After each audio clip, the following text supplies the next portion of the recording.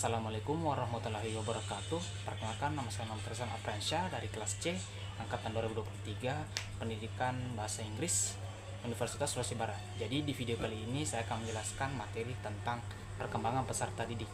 Untuk lebih jelasnya, silakan simak video berikut ini.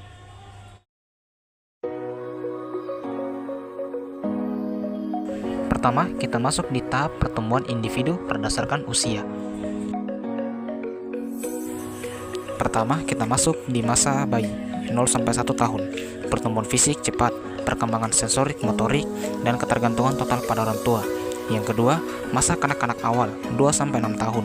Perkembangan bahasa, kognitif, dan sosial awal dengan rasa ingin tahu yang besar. Yang ketiga, masa kanak-kanak akhir 7-12 tahun. Peningkatan kemampuan kognitif, sosial, dan emosi dengan pembentukan identitas dan keterampilan dasar. Yang keempat, masa remaja 13-19 tahun. Perubahan fisik, emosi, dan sosial yang signifikan dengan pencarian identitas dan eksplorasi diri. Yang kelima, masa dewasa awal 20-39 tahun. Pembentukan karir, hubungan sosial, dan identitas dewasa dengan fokus pada pencapaian tujuan. Yang keenam, masa dewasa madya 40-64 tahun. Stabilitas karir, peningkatan pengalaman, dan refleksi hidup dengan fokus pada keluarga dan komunitas. Kemudian yang ketujuh yaitu masa lansia 65 tahun ke atas. Penuhan fisik dan kognitif dengan refleksi hidup, pengalaman, dan kontribusi pada generasi berikutnya. Kemudian kita masuk di tahap perkembangan individu berdasarkan usia. Untuk bayi, di perkembangan fisik, berat badan dan tinggi cepat bertambah, mulai bisa tengkurap, duduk, berdiri, dan berjalan. Di perkembangan kognitif, mulai mengenali orang tua, merespon suara, mulai belajar bahasa melalui babbling. Emosi dan sosial, membentuk rasa percaya pada pengasuh, ikatan emosi mulai terbangun. Di kanak-kanak awal, perkembangan fisik, motorik kasar, berlari, melompat, dan halus, menggambar, memegang benda, itu berkembang. Di kognitif, bahasa berkembang pesat, daya imajinasi tinggi, belajar sebab akibat sederhana. Emosi dan sosial, mulai mandiri, muncul rasa ingin tahu, belajar mengontrol emosi, dan mulai bersosialisasi. Di kanak-kanak akhir, 6-12 tahun, di bagian fisik, pertumbuhan stabil, koordinasi motorik makin baik, kognitif, berpikir logis, mampu memahami aturan dan tanggung jawab. Emosi dan sosial mulai berinteraksi lebih luas, belajar bekerja sama, dan muncul rasa kompetensi. Di usia remaja 13-20 tahun, fisik, pubertas, perubahan hormon, dan fisik seksual sekunder. Bagian kognitif, berpikir abstrak dan kritis, membangun nilai-nilai pribadi. Emosi dan sosial, mencari identitas diri, pengaruh teman sebaya kuat, mulai mandiri secara emosional. Dewasa awal dan madya 20-64 tahun. Di fisik, kekuatan fisik maksimal di awal dewasa, perlahan mulai menurun di madya. Di kognitif, pemikiran kompleks, kemampuan memecahkan masalah meningkat. Di emosi dan sosial, membangun hubungan intim, berkeluarga, berkarir, dan berkontribusi pada generasi berikut. Kemudian di masa lansia 65 tahun ke atas, di fisik penurunan fungsi organ, kesehatan mulai rapuh. Di kognitif ada penurunan memori pada sebagian orang, tapi banyak tetap aktif secara mental. Emosi dan sosial, evaluasi hidup, menerima atau menyesali kehidupan yang dijalani, dan mengelola kesepian. Kemudian kita masuk di teori perkembangan menurut para ahli. Yang pertama, teori Sigmund Freud, teori psikoseksual. Freud menjelaskan bahwa perkembangan kepribadian manusia dipengaruhi oleh dorongan biologis atau insting yang berkaitan dengan kenikmatan, seperti seksual dalam arti luas, bukan semata-mata hubungan seksual yang disebut libido. Ia membagi perkembangan menjadi beberapa tahap. Yang pertama, tahap oral 0-18 bulan, yaitu kenikmatan dari aktivitas mulut, menghisap, makan, dan menggigit. Kedua, tahap anal 1-3 tahun, yaitu fokus kenikmatan pada kontrol buang air, yaitu toilet training. Kemudian ketiga, tahap falik 3-6 tahun, yaitu anak mulai sadar perbedaan jenis kelamin.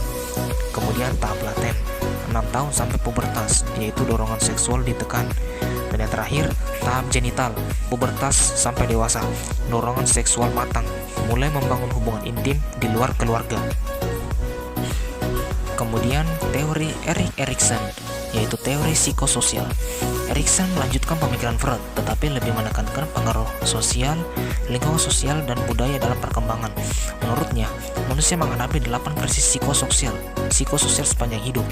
Setiap krisis harus diselesaikan agar perkembangan berjalan baik.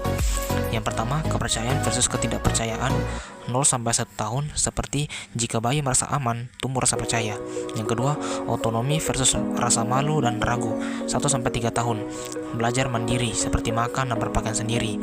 3. Inisiatif versus rasa bersalah, 3-5 tahun, yaitu anak belajar bertanggung jawab dan berinisiatif. Yang keempat, tekun versus rendah diri, 6-12 tahun, yaitu fokus belajar keterampilan sekolah dan bekerja keras. Kemudian yang kelima, identitas versus kebingungan identitas, remaja. Remaja mencari siapa dirinya dan tujuan hidup. Kemudian yang keenam, keintiman versus isolasi, dewasa awal, yaitu membangun hubungan dekat, persahabatan, atau pernikahan. Yang ketujuh, generativitas versus stagnasi, dewasa madya, memberi kontribusi pada keluarga, masyarakat, atau karir. Yang kedelapan, integritas versus keputusasaan di usia lansia, yaitu menilai kembali hidup apakah dia puas atau menyesal. Kemudian kita masuk di teori multiple intelligence yang diprakarsai oleh Howard Gardner. Dan di sini ada beberapa hal terkait multiple intelligence, yaitu yang pertama, Howard Gardner mengemukakan teori multiple intelligence tahun 1983. Beliau menyatakan bahwa kecerdasan manusia tidak hanya terbatas pada logika dan bahasa. Ada beragam kecerdasan yang dimiliki manusia dan bisa berkembang sesuai pengalaman dan lingkungan.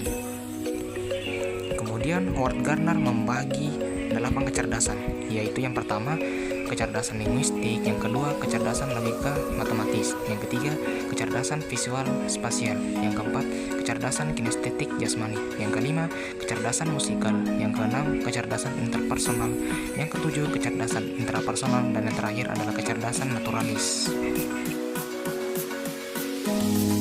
Oke, pada bagian terakhir ini kita sampai di studi kasus, yang mana ini akan membahas sedikit persoalan terkait multiple intelligence. Jadi contoh studi kasusnya yaitu seperti ini. Di sebuah kelas, guru menemukan bahwa siswa bernama Andi sangat pandai berhitung dan logis, namun ia sering kesulitan saat meminta menulis karangan. Sementara itu, siswa lain bernama Lala sangat pandai bercerita dan menulis puisi, tetapi nilainya rendah di matematika.